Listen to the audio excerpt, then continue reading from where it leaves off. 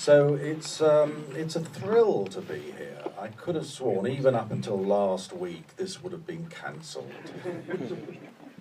And I understand, though, you say you can't bear to look at this film again. No, I won't be watching it. Even though you haven't seen it since the premiere. No, I saw it at the. I must have seen it at the cast and crew screening, and I decided then I never wanted to see it again. So how did it go down with the cast and crew?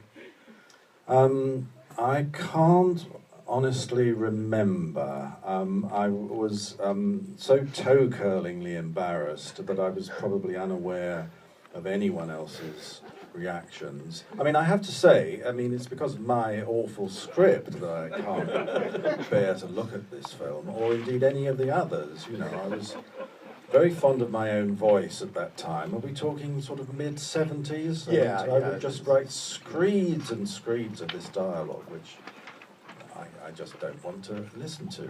Thank you. So how did you get involved with Pete Walker's cinema in the first place? This is your third collaboration with him? That's right, yes. Prior to this, there was House of Whipcord, which will be here at the end of the month, and then Frightmare. And this one was a bit more difficult to put together.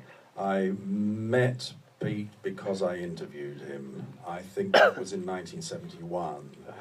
And in those days, the independent film industry was very small, and everyone knew each other. So writers like myself would be passed around, and I'd done like groupies. Yes, kind of, and sometimes there was sex involved. Yes, I'd done a film for a mutual friend of ours called Ray Self, and so he passed me on to Pete Walker. And in the run of films you did with Walker, it seems that each film knocks off a particular offensive subject, isn't it? So, first one is crime and punishment and S&M and flagellation. Next one, more legal wranglings, cannibalism, family values, incest, and mad psychotherapy. What was your brief for this one? Well, as I say, we had a bit of a struggle putting this one together. Prior to this, I just phoned him up and said cannibalism, and I think we got a story for that within probably a couple of days, so that was quite easy. And this, of course, was probably about 8 years before the cannibal holocaust of the 80s, so that really was groundbreaking, and therefore a difficult subject to top. And I had not an idea in my head, and so Pete gave me a pulp novel about a killer vicar and said, if we change it sufficiently, you won't have to pay for the rights. You took the words out of my mouth. And I read it and didn't really like it enormously. But also, I'm pretty sure I said to him, vicars are figures of fun, and this is going to get unintentional laughs. Probably I suggested turning the vicar into a priest, because in those days, priests, we're going back now, quite a way, were like Caesar's wife, above suspicion. Yeah. No one. In horror films in the 70s, priests were good guys. They were like The Exorcist, weren't they? Quite, yes. It was John Landis who later said that if his kid had any problems, the last thing he'd do is lock them in a bedroom with a couple of priests. Well, we thought we were going to cause a lot of controversy having a killer priest, and it came as an enormous disappointment that the critics didn't think it was a controversial film at all. They just thought it was dreadful. So you didn't even get the cries of blasphemy that Margaret Thatcher, Mary Whitehouse was very keen on slinging around in the 70s and 80s. The Life of Brian, Gay News, all those people got tarnished for blasphemy, and you just walked on it. Yeah, no. We thought it was going to be a dead cert. Yes. So that was a shock. Yeah. So do you think you just weren't offensive enough? Apparently not. And I can remember sitting with Pete Walker thinking, now what can we do that's even more offensive than this last murder? I can't remember the film, but possibly the first one. Was it strangulation with rosary beads? And we were deliberately trying to do this. I was at that time living in Kilburn, which was known then as County Kilburn. It had an enormous Irish population. And so to do the research, I was able to go to the biggest Catholic church in England, I think, without telling them exactly why I needed the information. And I did go to a service. I knew nothing about Catholicism at all. Pete Walker is Catholic, I'm not. And so I just, stood up and sat down when I thought I should, and there was this censer, this burning thing that the priest swings, and I thought, oh, somebody can be hit over the head with that, can't they? These are all, I should have had spoiler alert. So, were you involved at all in the casting of this film? No, I was never involved in casting. We always had to go through a ritual where Pete would tell me which stars of yesteryear were going to be in it, and I went along with that. Was this going to be Peter Cushing? It usually was. Yeah. So he would say, yes, this is who's going to play this part, and then it would be Peggy Cummins or Pat Kirkwood, but I think Sheila Keith was always in line for the housekeeper, and I think it was written for her. By that time, she was popular. Yeah, she'd become the as it were, the breakout star of these films. The only one, yes, a mature scream queen, and he did like her. He liked working with her very much. So this was written for her. And Anthony Sharp, how many names down the list do you have to get to reach Anthony Sharp? A lot. Not that he's bad in this, I gotta say, but he's not even in the realms of people who are fans of obscure British character actors. I know he's the minister at the end of A Clockwork Orange, isn't he? And I saw him get killed by an alien in Unearthly Stranger this week. But those are the kind of roles he got. Sort of distinguished establishment figure who's like fifth around the table. So for him, this is must have been his breakout lead role after a long career as third or fourth banana. Even he didn't want to do it.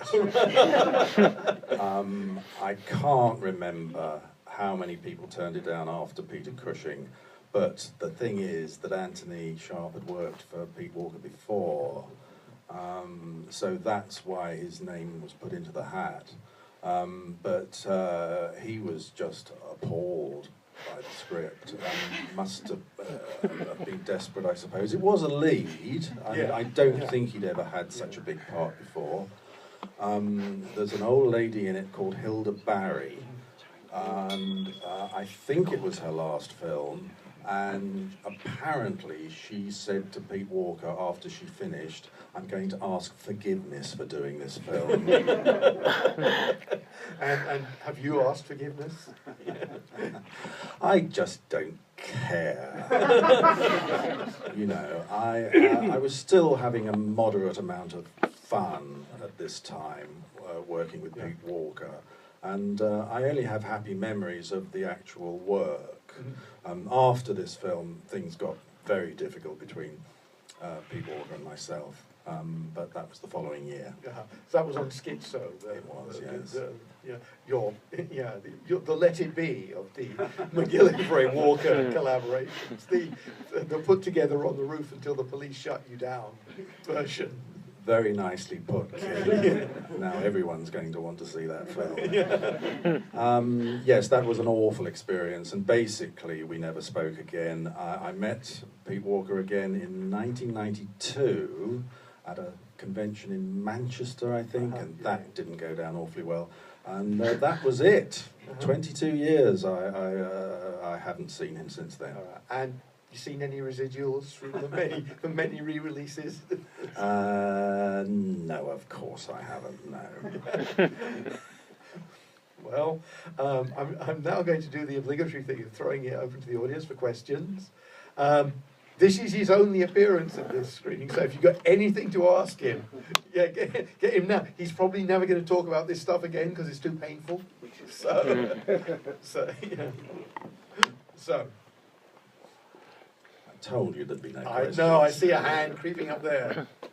Well, two things. One, I think it's a brilliant film. It's one of my absolute favourite films. And all three of those films are superb. My question is, I think the working title is something like Mass Murder.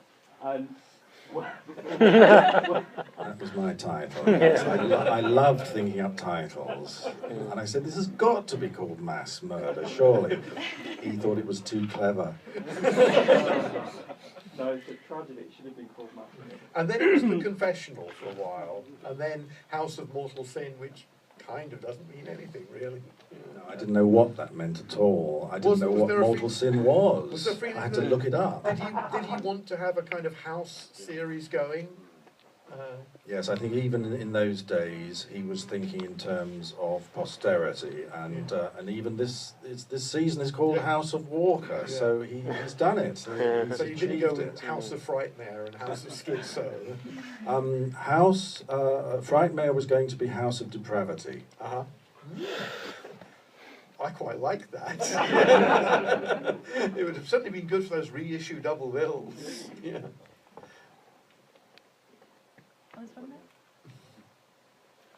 Yeah, I was just going to say, I mean, I think it's actually, I personally prefer it to Frightmare, and I think it's one of the best horror films of the 70s.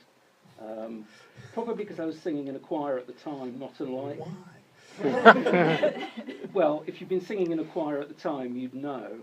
Or prejudiced. But if you were still making films, I know you are still making films, if you're still making films with Pete Walker, and you wanted to do a kind of controversial subject now, and I know he kind of claims to be in favour of capital punishment, and it might be the other way around. What would you do if you were doing something now? Well, I'm glad you asked me that, because only last week I met Robert Tayman, who's the villain in House of Whipcord, and he contacted me through Facebook. And today, in fact, he's at a big convention in Westminster, selling his... Sorry, just now. Yes? That's where I've just come from. He was there? He was there. Well, we had breakfast, and jokingly I said, what would you think to House of Whipcord 2? And not only is he up for it, but he told me the first scene.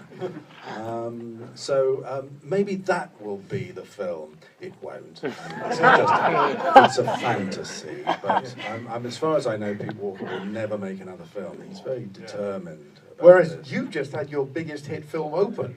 So tell us about the premiere you had last night of the movie that you financed and produced and created all by yourself, that presumably you are willing to watch again.